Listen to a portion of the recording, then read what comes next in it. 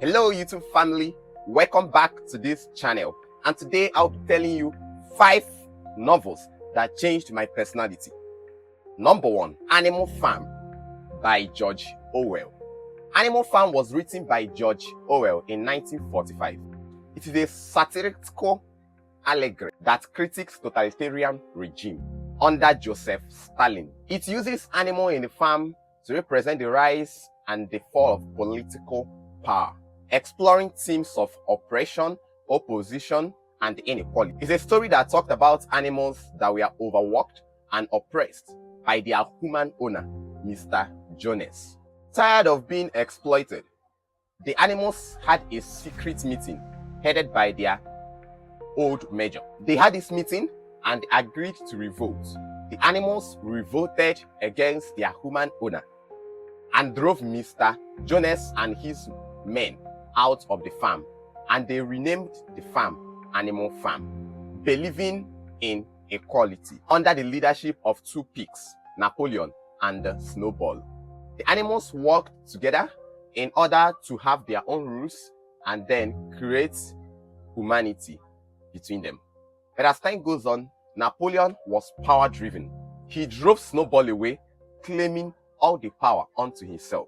He used personal dogs he trained to scare animals that would want to revolt him away, and gathered a lot of luxury for himself, the life they once condemned. The animals that hoped for equality now found themselves once in a situation more than the one they were before.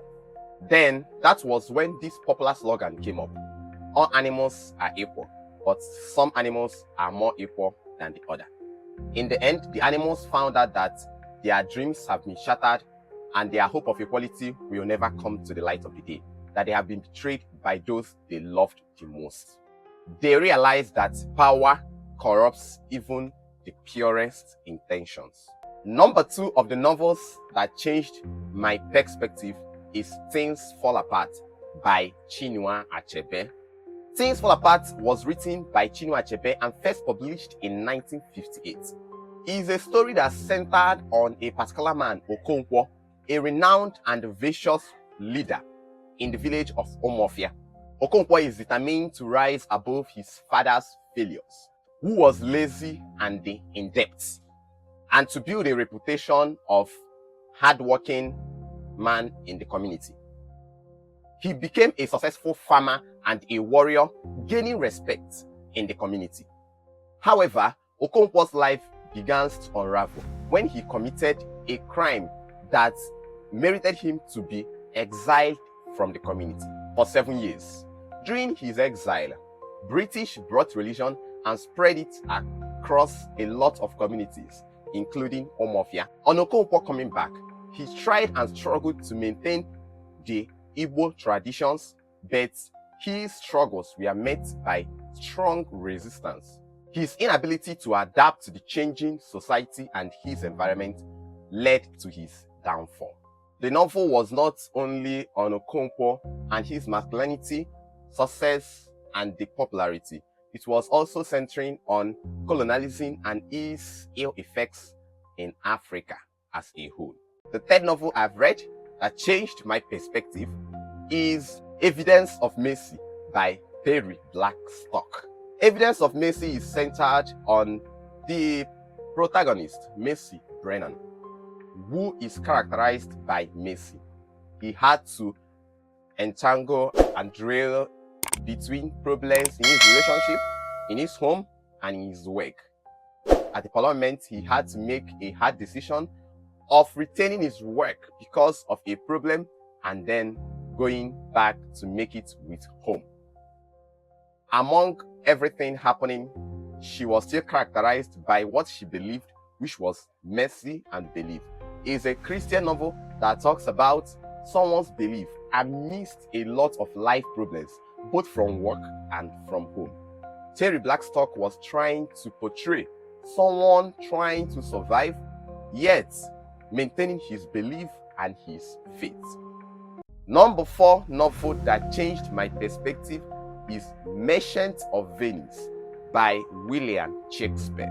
It's a novel that was centering around a particular businessman Antonio, who was very much troubled. His ships are at the sea and his business were tied up with debts. His friend Bassanio, eager to cut the wealthy heiress Portia, needs 3,000 ducats to compete for her love.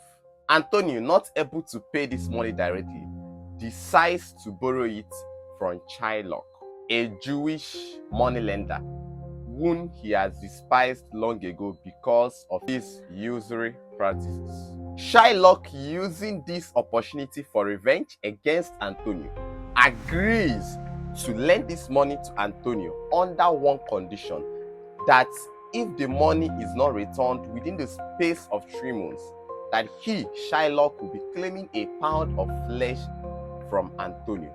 Despite the strange and dangerous terms, Antonio agreed, confident that his ship will arrive within the space of that 3 months. Meanwhile, Bassanio travels to Portia's estate, where he must choose from 3 caskets. One is gold, the other silver, and the other lead, in order to win her hand. After careful thought, Bassanio chose the lead casket, winning Portia's heart and the hand in marriage. However, in Venice, disaster strikes when news arrives that Antonio's ship at the sea has sunk and he can't repay back his debts. Shylock demands the pound of flesh as he promised, and the case was brought to the dock of Venice. And when the case seemed as if Antonio is going to lose his life, Portia, disguised as a lawyer, arrived in the court. She argued that as Shylock is entitled to a pound of flesh of Antonio's, it doesn't contain that there will be a spill of blood, and if he does so, he will forfeit his wealth and life. Shylock is defeated and the case is ruled in Antonio's favor. Shylock loses his wealth and is forced to convert to Christianity, leaving his daughter Jessica, who has already fled with her inheritance, leaving him behind. The play ends with Bassanio and Portia going home, but still Antonio is scared because of the unravel. Merchant of Venice is a story that is centering on mercy, justice, and consequences of hate and prejudice.